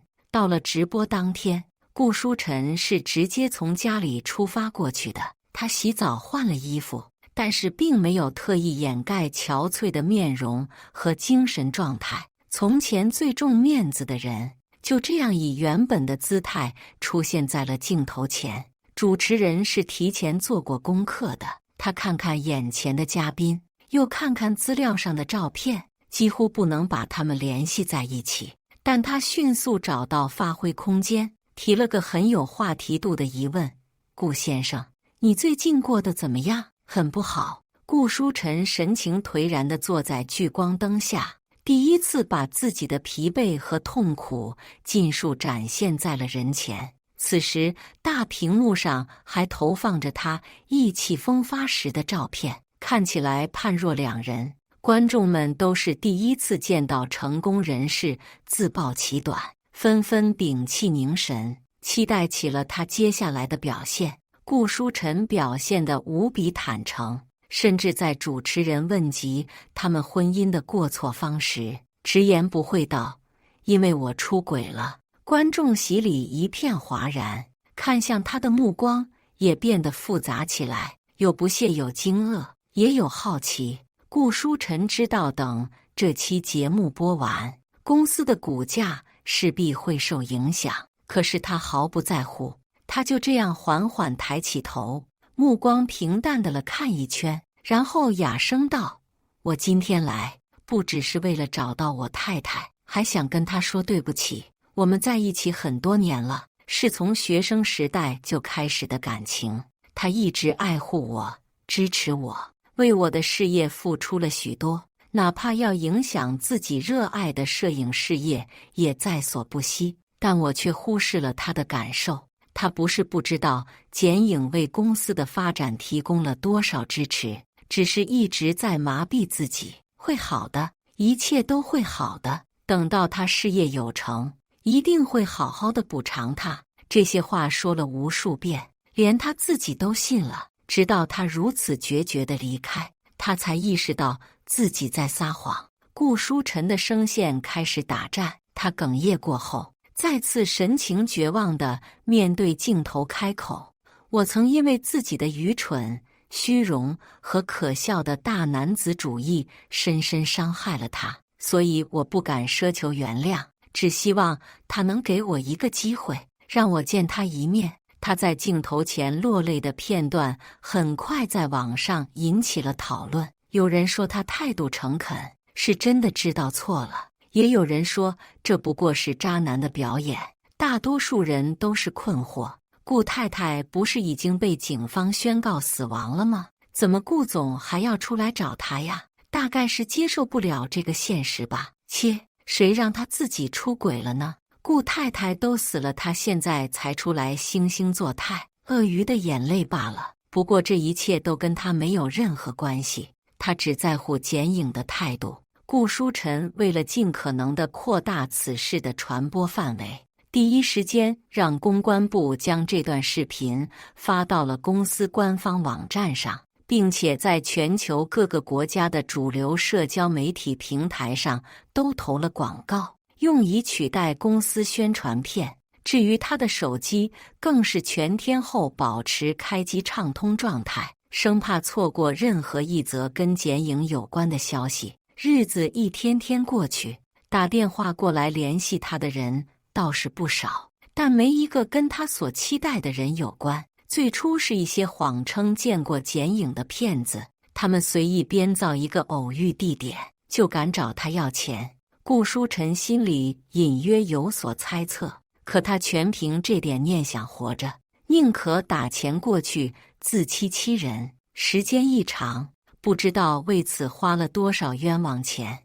顾父顾母看在眼里，痛在心里，但谁也没劝他别打钱。如果花点钱就能让他心里好受些，那就随他去吧。他们只想没想到，已经处在绝望边缘的顾书晨的心理状态会糟糕到如此地步。后来就连骗子都捞够了钱，不想再骗他了，还会打电话给他的只剩下一些陌生女人，他们毫不避讳自己的来意，直接在听筒里用娇柔妩媚的声线诱惑他。